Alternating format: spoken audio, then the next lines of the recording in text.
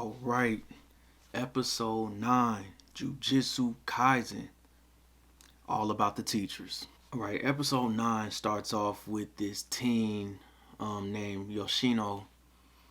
He's getting beat up by three teens because of a lie that a girl with big titties pinned on him.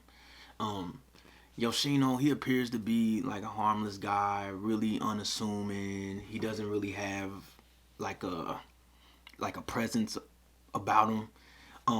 That is shown when he goes to the movie theater and tries to purchase a ticket for the movie, and the movie employee don't even notice that he's there. That's how unassuming he is. He has no presence whatsoever. The guy's harmless.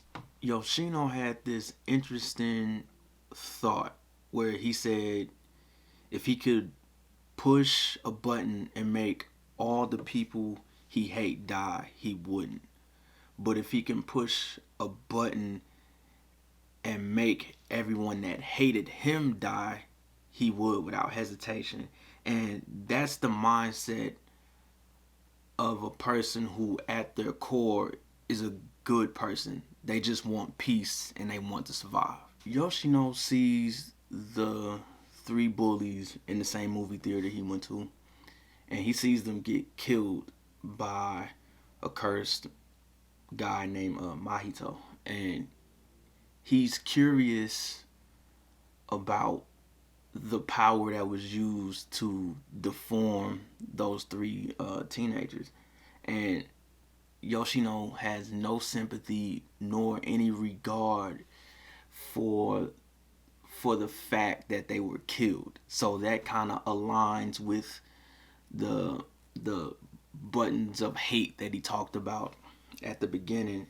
Yoshino just wants to know if he can do that to people, which is concerning because characters that are bullied or disrespected or unnoticed, they either make really good heroes or they make very good villains. Very good heroes are like Deku from My Hero Academia, where disrespected, bullied, no one paid him any mind, very unassuming. And then we sticking with that series of My Hero Academia, the villains were the same way. Some of the best villains in that series were bullied and disrespected, the whole nine. But it all comes down to who was their influence. You know what I'm saying? Mahito is now Yoshino's influence. But what if Yoshino met Gojo? You know what I'm saying? Would things most likely play out different? But now, like, it's likely that Yoshino is going to be a villain because he is taught evil and he will live on those evil principles that he's taught. And again, it makes you think, like, what if he met Gojo first? And it makes you feel sorry for Yoshino because you're feeling sorry for what he's about to become. And if he met Gojo or somebody else at the jiu-jitsu school, would things be different? Later in the episode, we see Yoshino hanging out with Mahito, and he's learning from Mahito, and Mahito's giving him compliments, he's showing him respect, and that actually trumps the deed that Mahito did at the theater in killing those three teens in front of him. It's like it never happened. They're literally having a conversation as if it never happened. And it's because Mahito notices him. He doesn't bully Yoshino. And on that basis, Yoshino feels that Mahito is a good guy because Mahito treats him right. But bro, that just leads me to believe that Yoshino is a psychopath. Like, bro, he just literally stretch Armstrong somebody's skull, and you just following this dude around like a puppy. Yeah, guy's a few bricks missing from his building. Right, so it's a new episode, so that means another new character. This time is Nanami. He's an ex-salaryman, very buttoned up, very serious, very strict. He's all about the facts, respects rules and regulations. He sees things in black and white, but he sees gray area in people depending on who it is. And Nanami is teaching Yuji in this episode. He's the guy that's at the end of episode 8 at the theater with Yuji, and he's way more strict as a teacher than Gojo is, where Nanami makes Yuji figure things out on his own, kind of. He makes him actually try things. And he's very hands on. And Nanami doesn't even view himself as a teacher, but ironically, he's a very good one, which is dope. And he cares for the students. He puts their safety before his. He pays attention to detail.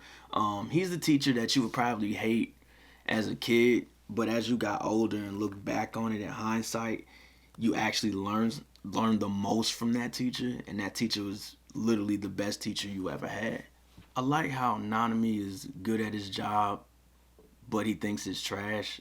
Like he really doesn't have any purpose or motivation for real, which I wouldn't be shocked if he was killed off in the next 3 episodes or something, since he doesn't have any motivation. But I like him. I think he cool. The fight scene in this episode, insane as usual. It was on top of the roof, and we see Yuji's new move. Yeah, because it was only one move. It was called the Divergent Fist, where when he punches his opponent, the opponent feels his normal strength first.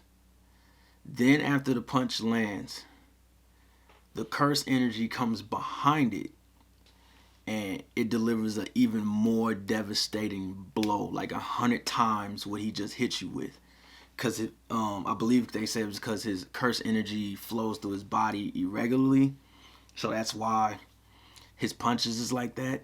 That's he's gonna be scary if he has punches like that, and he's able to do kicks that way too, which it shouldn't be any reason why he shouldn't be able to do kicks the same way. But I like the fact that Yuji's a close range fighter, and I think with the way his irregular like curse energy is set up, is that he can most likely projectile that move. Whereas it's like, all right, if he punches like the air, and then the curse energy comes behind it, I'm pretty sure he can probably turn it into something and have a long range attack also. So I predict that's probably gonna come later down the line. I wouldn't doubt it. Nanami's fighting style is very analytical. I mean, he already dressed and looks like an accountant. He looks like he can do your taxes in under 10 minutes. See what you owe. See if you got to duck and hide from the government. But anyway, like his fighting style is just like his personality, where he looks for weak points on curses, and then he attacks those points. He sliced the curse that he was fighting with the back end of his blade, and the blade was still wrapped. That's nothing but juice, freshly squeezed right there. But Yuji and Nanami handle business on the roof. But we find out that the curses that they fought weren't really curses, they were human. And they were morphed into curses.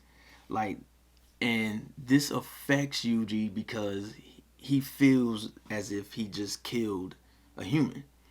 And now the doctor, the lady doctor, or the surgeon who did Yuji's autopsy, she assures him like, hey, they were already dead before you even fought them, so don't worry about it. But I still think that's going to be lingering in Yuji's mind moving forward, because what if he has those same feelings in a fight in the future? And what if somebody appears human like Mahito is, that he has to fight, and I wonder if that's going to mess with Yuji's emotions and mentality when he goes into battle with somebody else. So that's really something we should keep our eye on. All right, so at the end of the episode, we see Yuji and the driver guy, I forgot his name.